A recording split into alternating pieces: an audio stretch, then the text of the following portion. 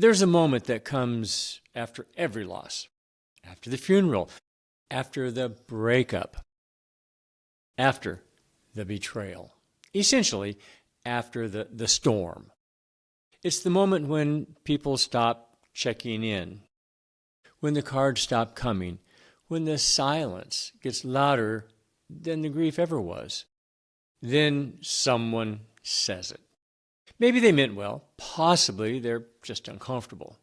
Likely they're tired of pain they can't fix. You got to get over it. As if grief respects calendars. As if pain expires. As if your sorrow is an inconvenience. And in that moment, something inside you shuts down. Because now you're not just hurting, you're performing, pretending you're fine, because your grief has overstayed its welcome. Men learn this early. Our pain has a window, a few days to mourn, a few weeks to feel it. If the loss or betrayal was big enough, you might get a couple months from a very select friend or two. With everyone else, the patience fades. People pull back. They grow quiet. They expect and demand the old version of you to return. Functional, easy, unaffected. And when you don't, they label you. Stuck, broken, weak. But the truth is simpler. You never had time to heal. You were rushed back into performance. This is why men go silent. Not because they're strong, but because they know the cost of honesty. They've seen the discomfort, heard the subtle impatience. Still dealing with that? They wouldn't want you to be sad. You should be past this by now. I clearly remember the first Christmas after I came home from the Vietnam War to find my wife cheating on me. Intensely sad and struggling deeply with PTSD. I let myself get bullied into attending a large family celebration. That evening, I found a quiet place out of the noise and the general celebration. When my mother, hand on her hips, disappointment written across her face, confronted me saying, "Boy, you got it bad," then walked away in disgust. That was 55 years ago, and the lack of understanding or even empathy still saddens me today. So, like many others, I put on the mask. Like most, I got back to work. Others get back to jokes. We get back to, "Oh, I'm fine," because pretending feels safer than being shamed for hurting. And slowly, that lie starts to feel like the truth.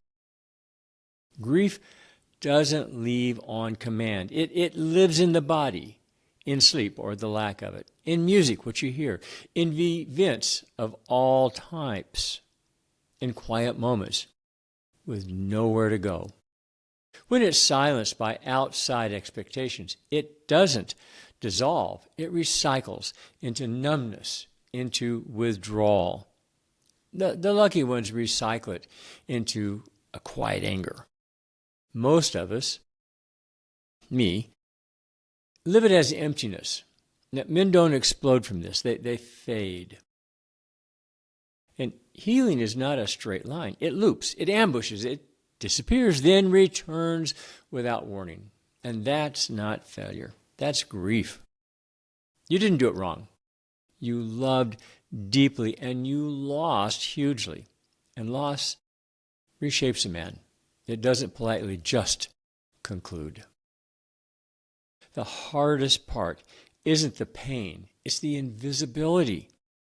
The way people stop asking, stop waiting, stop accepting your visible pain. They assume or demand that, hey, you move on. So you shrink. Say less, smile more, and every time you hide, the space for truth gets smaller and smaller. This is where men disappear. Not physically, obviously, but internally. We hide who we are in plain sight, eventually, even from ourselves. Let this land clearly. You don't have to be over it. Not now, not ever. I repeat, not ever. There is no deadline for grief. Yeah, I eventually got over my cheating wife and moved on. I genuinely don't care. In the long run, it was her loss, not mine. I'll never, repeat, I'll never get over the loss of my beautiful boy who took his life 35 years ago.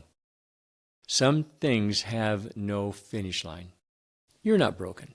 You're not behind. Not weak. You're alive, and remembering what mattered is part of staying human. If the world told you, get over it, but the ache is still there, you're not failing. You're grieving. And this space here with you and I, doesn't ask that you move on. It asks that you tell the truth.